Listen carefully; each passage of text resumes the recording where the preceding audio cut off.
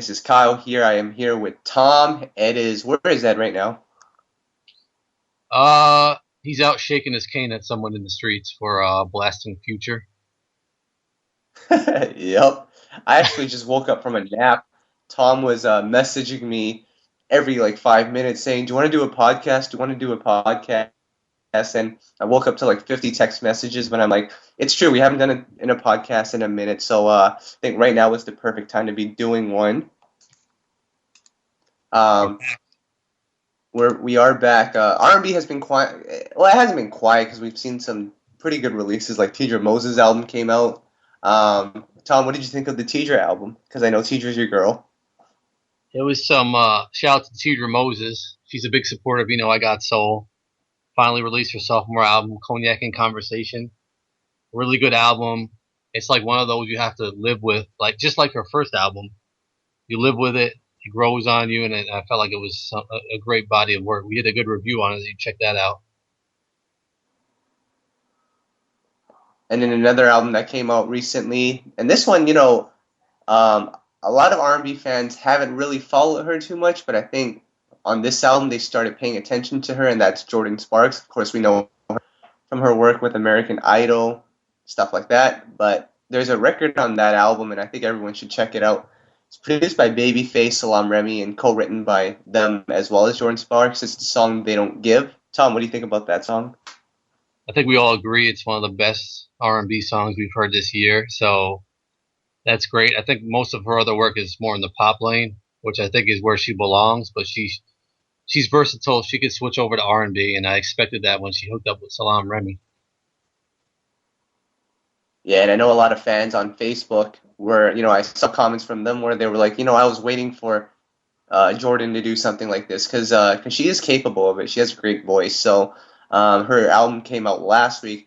Going to be interesting to see what her sales look like. She's no longer on a machine like she was in the past. And the American Idol brand isn't what it was. So it'll be interesting to see how much she sells first week. Quickly, another artist that just came out with a new single was Tank. Song features Wale. Tank is currently working on his new album, Sex, Love, and Pain, Part 2. Tom, we've talked about Part 1.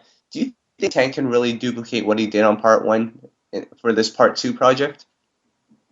Um, I think it's possible. I mean, I wish he would hook up with the underdogs again. I think that would make it even more possible.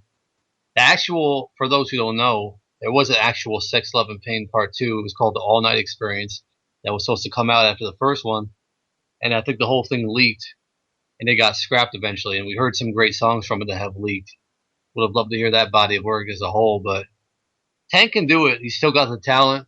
I know he doesn't write as much as he used to, but it's possible. I do want to say though, another release that came out, JoJo. She put out 3 new singles, or as we call it, Tringle. I was, I don't want to say disappointed, but she went the pop lane, straight up pop with all 3. The label's pushing her into the pop lane, and I think that's fine for her. As an R&B fan, I was just hoping for something more R&B uh, in that lane because she's done it in the past successfully. But I'm happy for her regardless. What do you think? Yeah, I mean, with her, she's been gone for a long time, and I think when Atlantic took a shot at her, they viewed her as, someone who can make an impact on pop, which she probably will.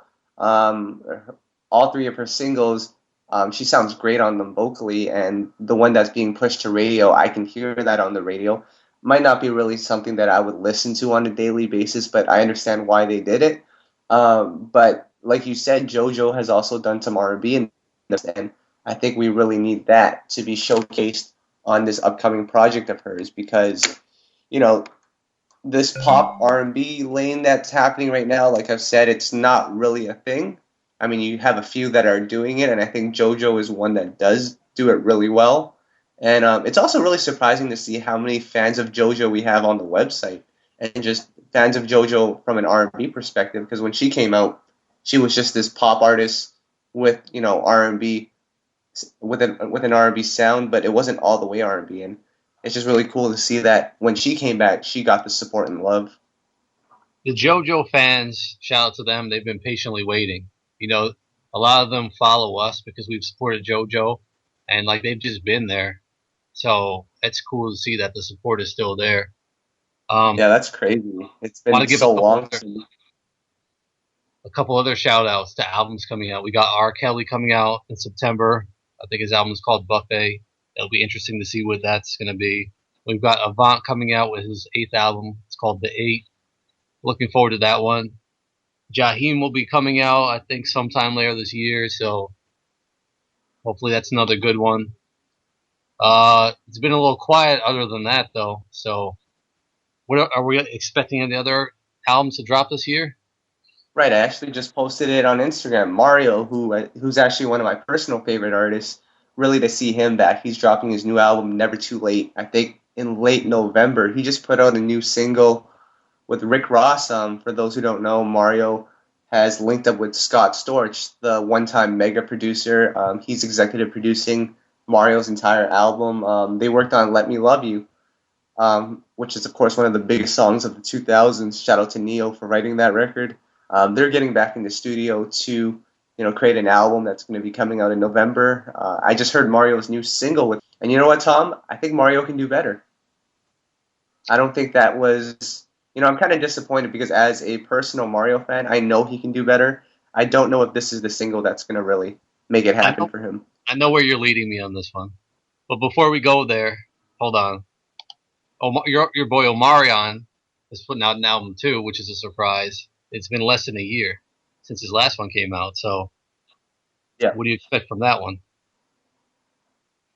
Well, you know what? I think his last one was only a digital release. Not quite sure why they did it like that, but I think the perspective of everything changed when "Post to Be," the song with Chris Brown and Janae Aiko, when that blew up. I think it made people pay attention to Omarion again. Not saying people didn't pay attention to him before, but "Post to Be" is that was like number one on urban, rhythmic, and it also hip hop radio. So I think that gave him a second push. And I mean, you got to go straight back to the studio and put out something. I mean, that's traditionally something that people didn't used to do. They would wait on it, but in today's age, you got to get whatever momentum you can and just keep going. And it's been less than a year, so hopefully this time around he gets to actually put out the CD, a physical copy of it, and it gets pushed.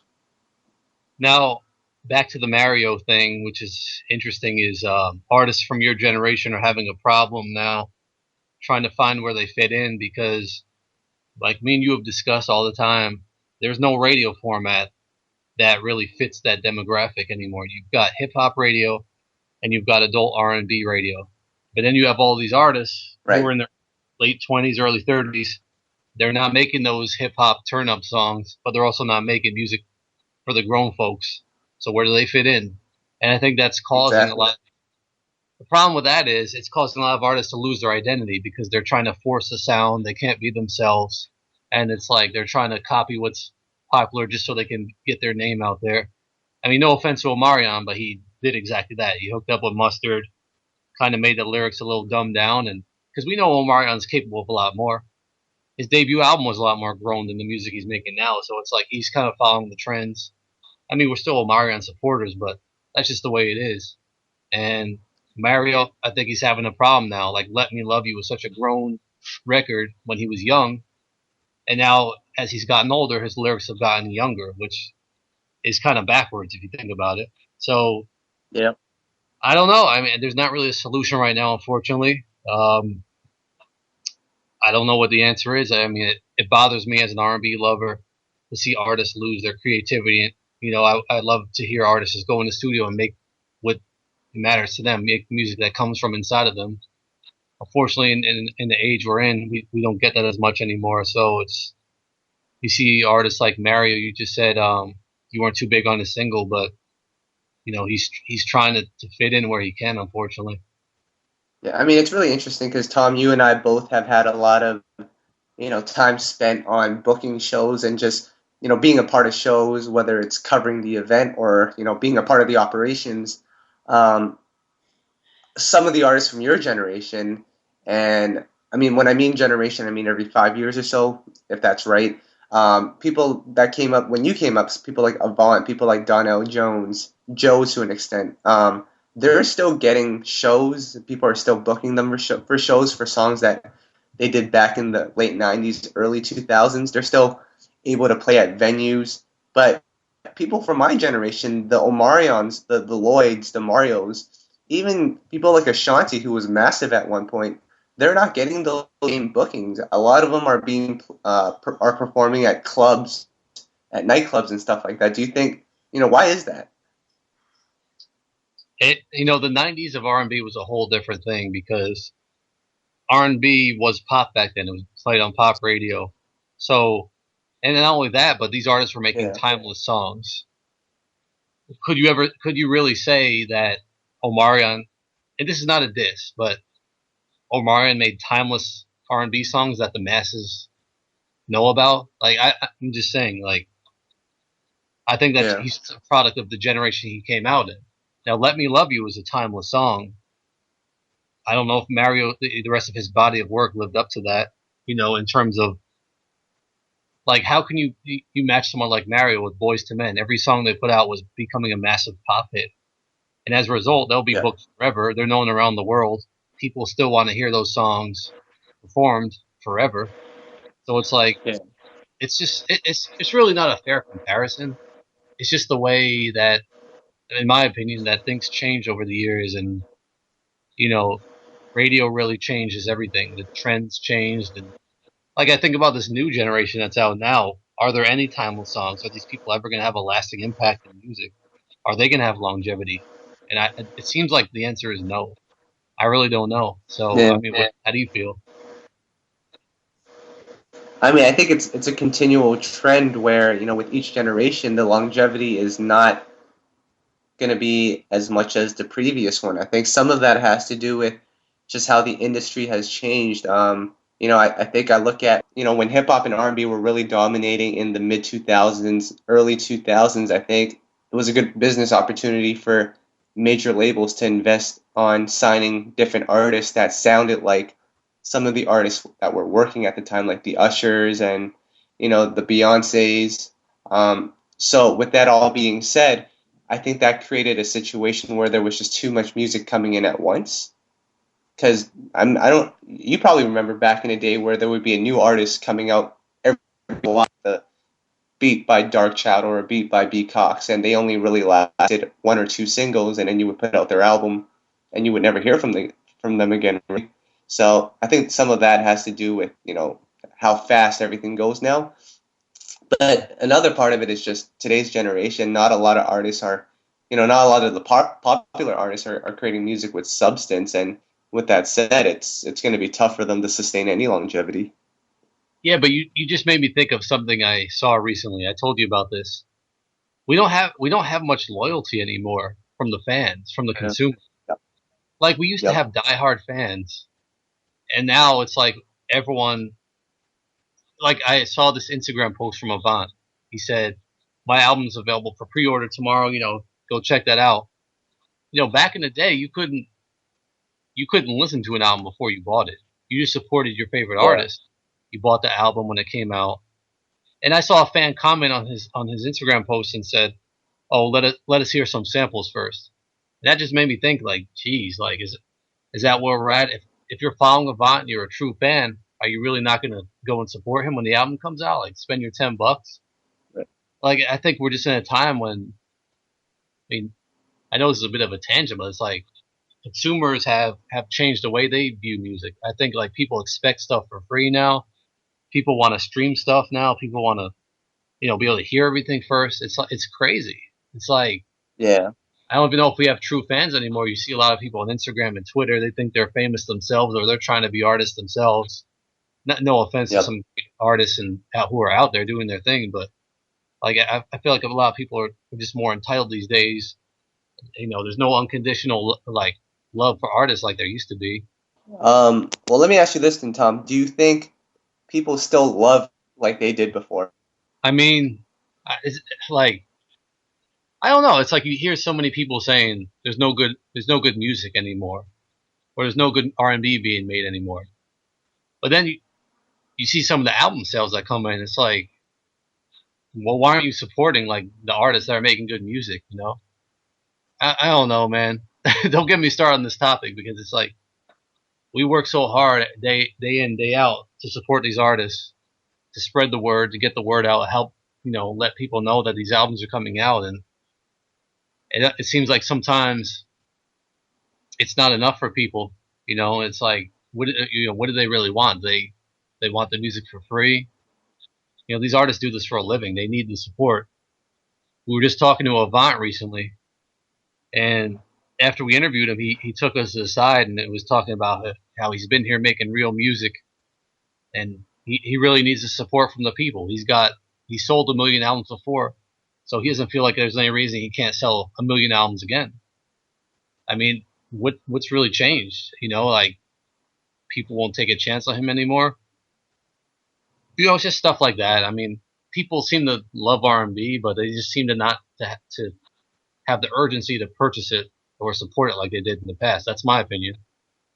Yeah, I'm with you on that one, and I think that goes back to your point with the new generation where they're forced to create songs that are trendy, and it's unfortunate because I hate to bring him back up, but like someone like Mario, who he's capable vocally of doing a lot more, but he's stuck in that lane where I don't think he wants to personally go into that urban AC lane because that's something that he just never heard of because he came in the game when he was so young, but he might be a little too old to be turning up with the Fetty Waps of the world. So he's stuck in that awkward position where he has to make something that's young enough for the fans, but he also has to make something with substance, and that's a really hard thing to do. I don't think there's many people that can do that.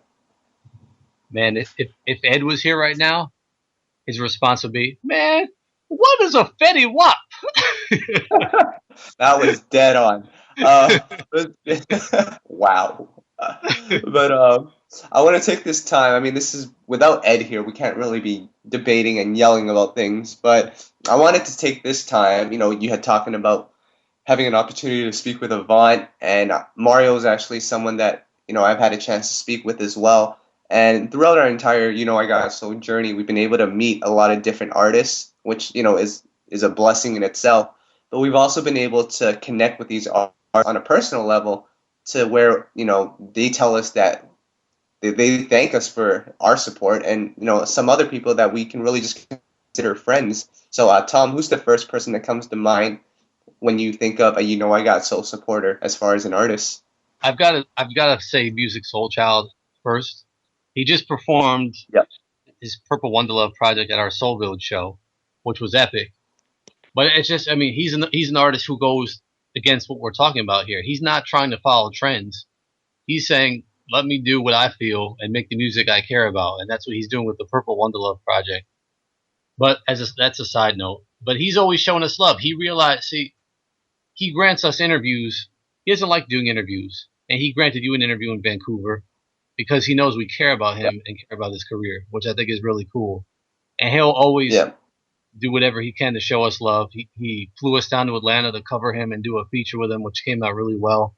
You probably all saw on the site. We turned our site purple, which was cool for a week. And like people like that, they really respect what we do, which I think is really cool. And talk about when he was out there in Vancouver. Yeah, when he was out, actually, the funny story is this is probably like 2 weeks after you had just gone to Atlanta and done that whole feature. And I came to you and I was like, you know what? I want to do an interview with Music Soul Child. And you were just like, why? We just did one. We just did a massive feature on him 2 weeks ago. I don't think he's going to want to do it.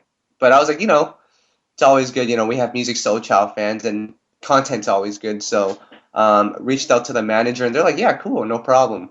Which is kind of weird because I didn't think they would do it. But when, I got to meet Music and his manager, it was all love. And even on camera, he was just like, if it was any other publication or any other website, I wouldn't have done the interview because I'm so done with being a celebrity. I'm so done with the media. But since it's you guys, why not? So that was really cool. And, we chatted for a bit and he just really thanked us for our support. And it's stuff like that's really cool. And, I mean, it's probably a little different now, but back in the day, if you met a celebrity, it would be the biggest thing in the world, and I think it still is for us. We get geeked out when we meet these artists, but I think now we realize that they're just people like us, and they're just trying to make a living, And the only difference is that they're super creative in the way that they make music and live.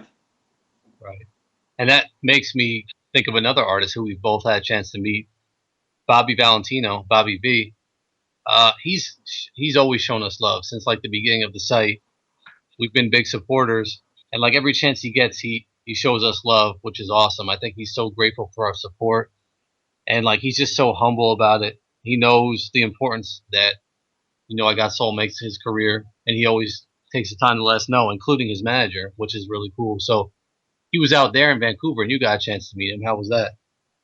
Yeah, that was really cool as well. I mean, you know what? I think a lot of the foundation was obviously laid by you, but I mean, these artists, they love the fact that we show out and support. We go out of our ways to do, things to make it happen for the readers out there. Like, I'm sure you and I can both speak for it. We've traveled long miles and we've sat there for a long time to wait for these interviews, but when we get it done, we they do show us appreciation because they understand how hard it is for us to wait for them.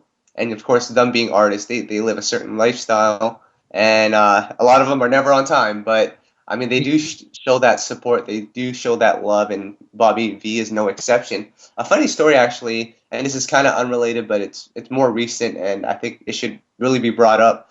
Is Nicki Minaj came to Vancouver for her tour, I think about 2 weeks ago, and Tinashe was actually having a meet and greet at a store, a clothing store, and I just happened to be in the area. I really had no intentions of going, but at that time I was wearing my I Got Soul t-shirt, which, by the way, we're talking about a situation where we're going to try to get those t-shirts to the fans who might be interested in wearing them.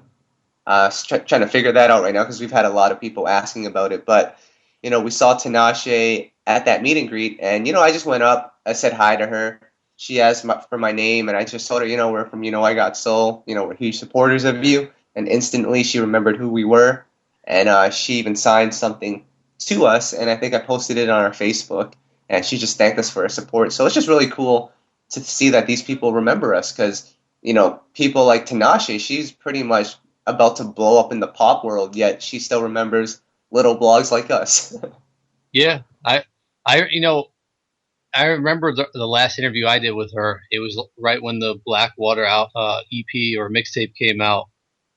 They invited us to come to her hotel room and interview her in New York City when she was in town doing press. And I remember how excited she was about the project, but not only about the project, but because she knew we were real supporters of her music. We had been supporting since she put out the Reverie album and continued. We did an interview with her back then too, so she remembered us then. And yeah, it's just cool to see stuff like that. And it was cool that when you went there, she remembered. So another artist I've got to bring up though, and I know you haven't had a chance to meet him yet, but you will when you book him, is John B. And then we have a lot of Yep. John B fans on the site. Now John B is like probably one of the coolest guys ever, like of an artist. You think this dude is like just he's so down to earth that you'd be surprised. And I think that's so cool that someone could be that humble. And this guy's had so many hits. So he always shows, I got soul love. Whenever we need something, he's there to do a feature or interview or whatever. So I definitely got to include him. Another one is RRL. And I remember the first interview I did with him was like right when the site opened back in like 2009. He agreed to do an interview on the phone. Eventually we met him, and he was humble every time. Like he took us in as family, really showed a lot of love to us, and like we've been huge supporters ever since. He did our Soul Village show in May, brought out Naughty by Nature. That was an epic moment for the show. So like he's just someone who really appreciates us, and we respect him for that. Um, who else have you had a Wait, chance there to? is an art. Yeah. Well, hold on. There is an artist that we've both interviewed multiple times, and it's a really funny story. And every time we interview Genuine, Yeah. and I know we have a lot of Genuine fans here, so but every time we interview Genuine, he knows us, but he doesn't really quite remember us. So it's funny when he sees us, he has that reaction where he's like, I think I know you, but I don't remember your name. It's just funny because we've interviewed him like what 7 times now. something like that. And you played the But tape for him. after, You played some song for him. yep, I played. So hopefully the next time I see him, he'll recognize me. But no, but Genuine's another one that does show us support. It just takes him a little minute to process who we are, Come on, but man. it's all good. Uh, Yeah, I've met Genuine a few times. He's a cool guy. I mean, the thing about artists is you can never expect them to remember you because, I mean, if you run into them once a year, they encounter so many people all across the world. It's yeah, like, you never know. But, I mean, another one I just thought of, Lettucey. Like yeah, when we just saw her down in New Orleans this year at Essence Festival, man, she thanked us so much for the support, and she encouraged us to not stop with the site and keep it going, which I thought was awesome. Like she was like, "We need you guys," and I thought that was really cool. Like that was a cool moment. Um, trying to think of who else comes to mind. We've done I think our most interviewed artist is probably Tank, yep. and of course Tank shows us love. We've met him a whole bunch of times. You got a compliment from Tyrese recently. Yeah, shout outs to Tyrese. He's not a guy that does a lot of media press, so just a little bit of insider information. I don't even know if I'm supposed to be sharing this, but how Tyrese usually does his press, junket is instead of setting up individual interviews with different publications, different websites, what Tyrese does is that he just sets up a huge conference call and with like 15 different outlets and each person gets to ask him a question. Which Tyrese is a busy guy, so I totally understand why he would do it like that. Um, and I've been on a couple of these already, and I always try to think of a question that is meaningful because no offense to the other websites who are asking the question, but you guys have to do better with your questions. I'm Are you, sorry, are you drunk right now? I just woke up, so Oh, okay, that's fine. yeah. So, but I always try to ask him something that's meaningful, like something music related. And it's gotten to the point where he knows us. Like every time I tell him, I'm Kyle from I Got Soul, he just tells us how big of a fan he is, and that's awesome. It is. Yeah, It, I mean, we're not clearly looking for, acceptance from artists or any type of notoriety, but it's just really awesome to see. Like Tom, you can agree with me, and I hope everyone listening gets an opportunity to do this where they're able to just chat with their favorite artists. Like I had an opportunity to meet Mario back in March after the interview, and we did a great interview with him to talk about his future stuff.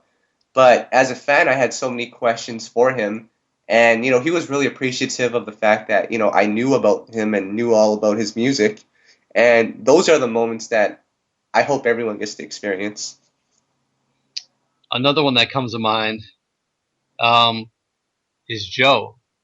Now, Yep. Joe, I've met him a bunch of times. You haven't had a chance to meet him yet, but he's just like the humblest for a star. For someone in his position who's had so many hits, he's just so humble. Like in the same mold as John B. Like I'll never forget the times Joe went out of his way to like just thank us and like even have a conversation with us off the camera. Like just show his appreciation and like to us that stuff means a lot because you don't always get that stuff. You know, Neo, I'll never forget the first time I met him. He went out of his way to introduce himself to us when he entered the room and then said, it was good meeting you when he left the room. Like you never get that stuff. That's so rare. Like another one is Raheem Devon. He's gotten to know us over the years. He's a big supporter of I Got Soul and appreciative of what we do. But Raheem is just an artist who gets it. Um, I want to bring a producer up right now, your boy Brian Michael Cox, and you just met him for the first time down in Essence. Tell him about that. The experience or just meeting him? How we bumped I, into him. so I met Brian Michael Cox for the first time in Essence back in July, and like I said, he's one of my favorite producers of all time. Brian Michael Cox has done so much for Usher, for Mariah, for Mary, and he knows we're supporters. Tom, you've met him twice, so clearly he knows we're supporters, and it was just cool to get to meet the guy, and it's really funny. We always have these weird stories that happen in Essence. Remember when we met Daly? Daily. He walked in the wrong door. He was watching the show, looking for a bathroom, and he found the press room. He found the press room and was forced to do interviews. Oh yeah. But with Brian Michael Cox, we had just finished, doing our job in the press room. We had, interviewed people. We're about to leave. We're tired, and right when we step out, here comes Brian Michael Cox, yelling. I don't know why. Yeah. Oh. And then we see him. He sees us, and it's just this quick encounter.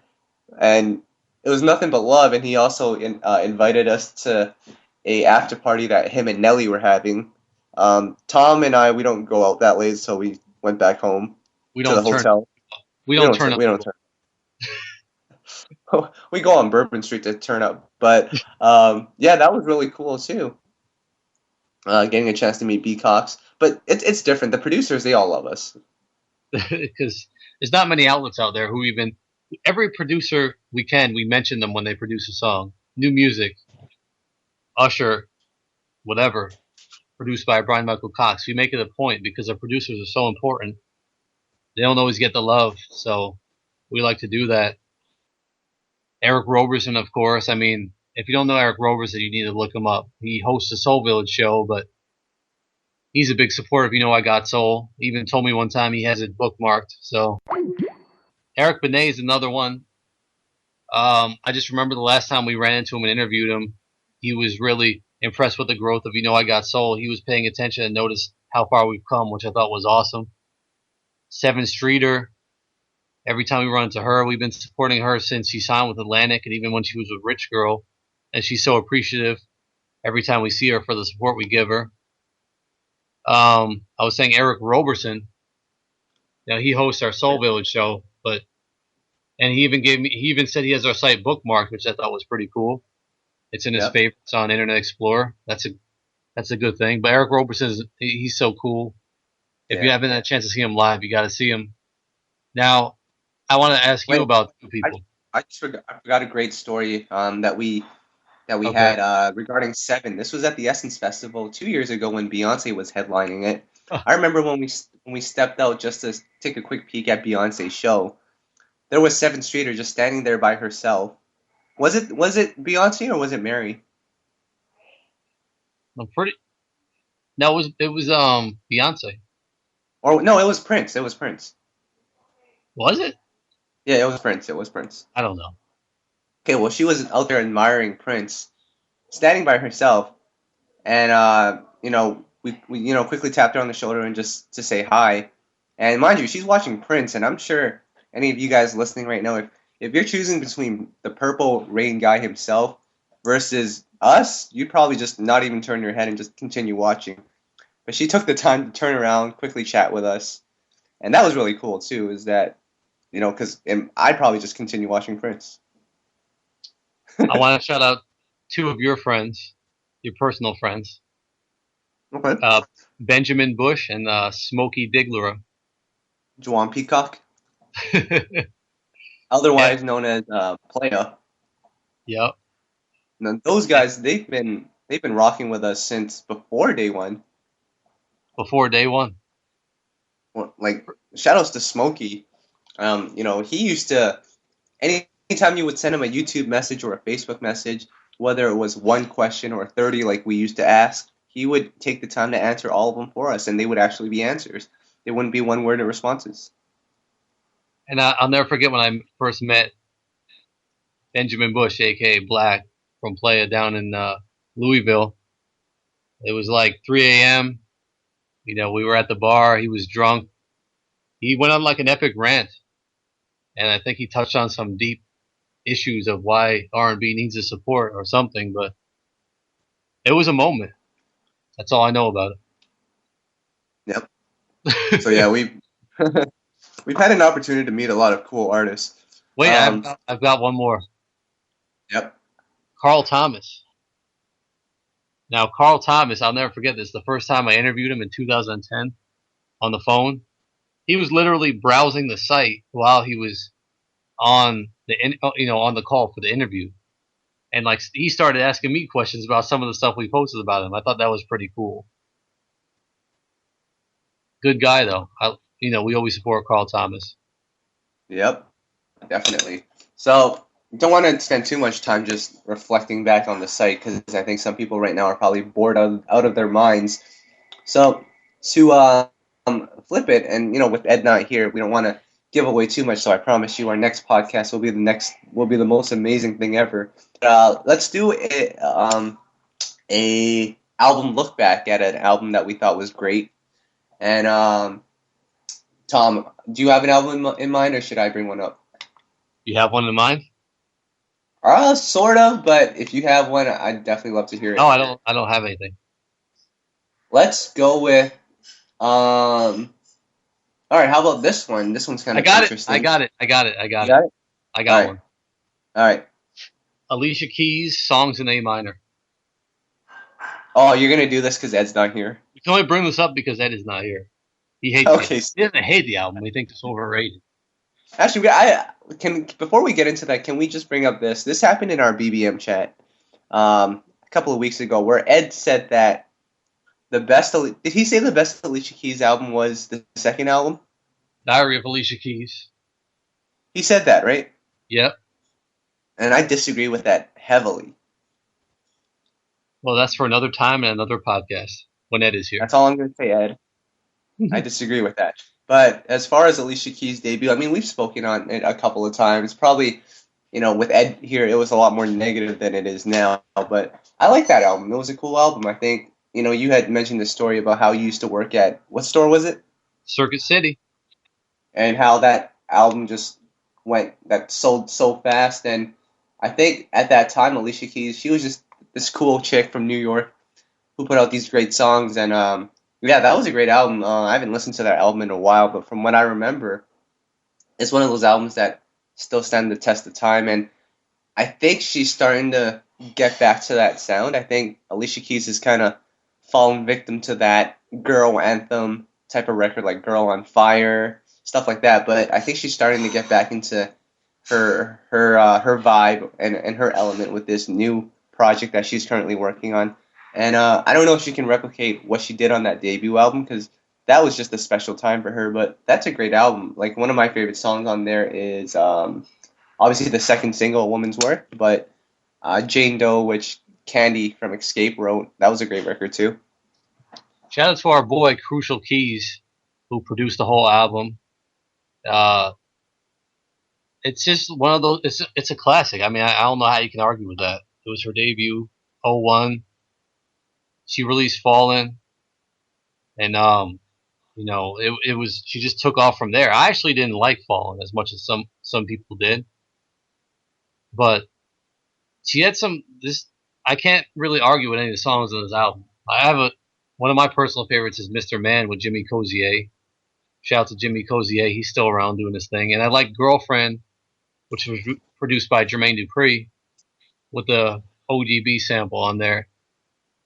And little known fact that Jermaine had originally signed Alicia back in the day, years before. I think through his father's imprint.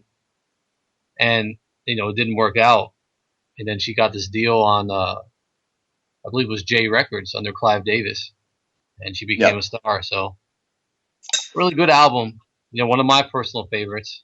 Your boy Warren Campbell produced a song in here. Oh yeah, he did. Yep. And yeah, really good project. Yep. All right. Are we ending with this or that? We'll call it rapid fire. Let's go. Hold on. Tom's rapid fire mode. I don't think you're ready for this one. Probably am not. This is the Genuine edition. Oh man, and for those who don't know, I'm a huge Genuine fan, so I don't know if I'm ready for this. Pony or I'll Do Anything? Wow.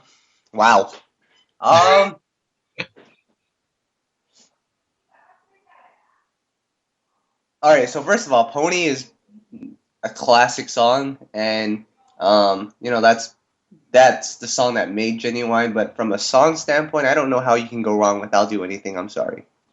Static is turning over in his grave right now. And Missy is just holding a championship belt. Same old G. I already know the answer to this one, but same old G or so anxious? Oh, you got to go with So Anxious on this one. I mean, Tom, I know it took you a minute to really like So Anxious, like 12 years later. But hey, let's face it, that record is amazing. Static went crazy on that song, and Genuine did his thing too. Name the 4 people who were on the song Best Man I Can Be. All right, Genuine, Tyrese, RL, and ooh, Case. He did it. I did Moving it. on. Moving on. Differences or just because? Just because. I'm just kidding. Differences. First of all, we're gonna get into a topic sooner or later called, um, songs that should have been singles on an album. Just because should not have been a single. Nor should a tribute to a woman. But that's Was not that a a single? yes. It was. It charted. Wow. I'm looking at the singles here.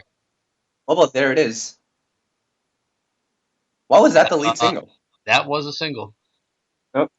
Moving on. Uh, ooh, in those jeans or hell yeah. Oh man. Yeah. Should we dig deep into Genuine's career right now? Is this what we're gonna have to No, do? you just need to pick and move on. All right, but you promised me the next segment, the next podcast we have, we're talking about this. Yes. I'm gonna go with In Those Jeans. Now, at the time, we had this conversation. You're going The off other, tangent. We're in rapid fire mode. hold on.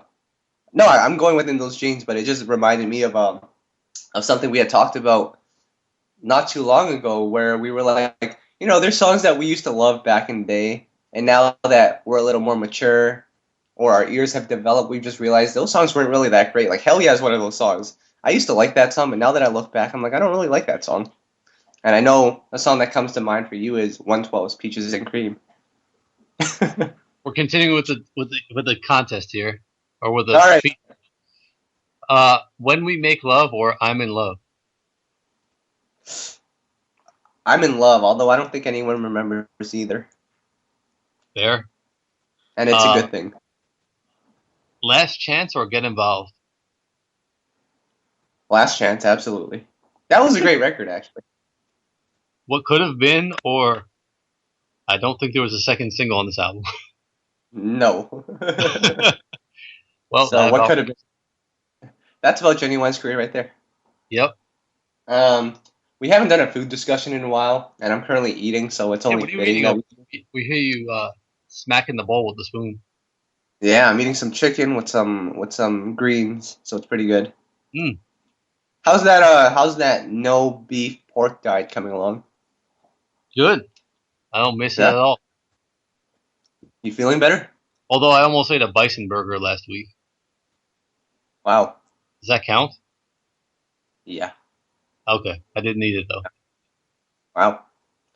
Are you ready for this? Yep. All right. So I'm not sure if you read, but I read on Facebook that Burger King offered or proposed to McDonald's an idea, I think in September, where they wanted to align midway through. Where's McDonald's? And I'm gonna have to research on this, but pretty much they proposed the idea of putting together for one day only a Whopper and a Big Mac combined. So it's like the best of both worlds, and they were gonna work together to create a McWhopper. I have So no I have no reaction to yeah, of course you don't. So moving on then, one of the that. favorite. So you just ruined that thing. But one of your favorite places to hit up is Chipotle, right? I mean, it kind of got. There's one right next to SOB's, which I spend half of my lifetime at. So yeah, but it kind of got played out, and we Okay. moved on to Joe's Pizza. It's always been Joe's Pizza, but to Chipotle, are you more of a burrito eater or a bowl? Definitely burrito. It turns into a bowl after a while anyway. It is a bowl because if you try to eat the burrito, it kind of falls apart, and you need a fork. So yeah, you can't really eat that thing by holding it. Yeah. But it's nice to have the bread as an accessory with the meal. That's my opinion. So you're just gonna take in the extra carbs? Yeah, I'm pretty All right, healthy. I can use a few more carbs here and there. all right. All right. So we'll end it off since that was too easy for you. What is the best fruit? Uh, that's a tough one. I have a feeling you're gonna say something like tomato. That's not a fruit, is it? Yeah, it is a fruit. But it comes in a salad, and salad is all vegetables. You can put strawberries in a salad. Ew, who does that? I'm eating some right now, actually. In a salad? Yeah. Strawberry salad. Dude, people put apples in their sandwiches. Well, what is salad anyway? You have stuff like Potato no salad, salad, apples. Yeah. salad. That's disgusting. So I don't even know what Egg salad salad. is. Egg salad is Egg bad. salad. Oh, it's just like a pile of mayonnaise. But No. anyway, I'm Anyway, what going is it? with. Get back on topic. I'll go with the banana. Banana. That's like the It, lazy person fruit. it can't go wrong with a banana. Yeah, I know, I guess, but that's what you eat when you're lazy and you don't want to be peeling. I mean, you don't want to be biting stuff. You just peel Yeah, it and you but just eat it. here's the deal, though. An orange, you can't eat an orange without making a huge mess. An That's apple, true. an apple, unless you can slice it into pieces, you have to like injure your teeth to even eat it. True story. Yep. You could lose a I mean, what teeth. else? You could lose a teeth uh, biting an apple. Now strawberries, I don't know what those black pit things are that are in them, but it's nasty. Come They on. get in your mouth, they get in your teeth. It's just gross. Actually, grapes are pretty good, but only the green ones. What's wrong with the red ones? Eh, All right. gross. So you're going with the banana? Yep. See, I'm But I'm personally yeah. Go on. the, the, the problem with the banana is you buy them sometimes and they're like brown. They have like brown spots on them. And Yeah. it's just like you have to throw it out. I mean, what are you gonna Yeah. do? Eat around? It's just gross. Man, this guy's picky when it comes to everything, even fruit. Fruit problems. Hashtag. Yeah. What about grapefruit? Are you a grapefruit fan? I mean, Or I never even or have had you one in had my it? whole life. I kind of figure you don't explore outside your box, and I guess Nope. grapefruit would be outside your box. All right. Anyway, I think we're gonna wrap up this podcast. It's got out of hand. Um, we'll do another podcast soon with Ed, I promise. And for everyone listening, thank you for your support. Tom, what do we have going on? I got so we just have too much stuff going on. Um, yeah, we just have a lot of stuff coming. We have a lot of interviews in the vault that we're gonna put out soon. Just gonna keep going with this R&B support. That's what it's all about, and just keep sticking with us. Yep. And for us, we're always busy attending different concerts and covering different events. I actually just came back from Miguel's Wild Heart tour. That was amazing, actually. Like I've seen Miguel live, and he's just one of the better live performers. So you guys should definitely check that out. But yeah, like you said, Tom, we just have a lot of interviews in the works, and we're gonna start featuring some more guests on these podcasts. I think we've developed a chemistry on our own. Now it's time to bring in some people to bring in a different perspective. So stay tuned for that. And aside from that, that's all we've got. So if you guys have any questions, hit us up. All of our podcasts can be found on our website, can be found on iTunes, can be found on Podbean. So definitely check us out, and we love to hear your feedback. So with that all being said, I'm Kyle, that's Tom, and we are out.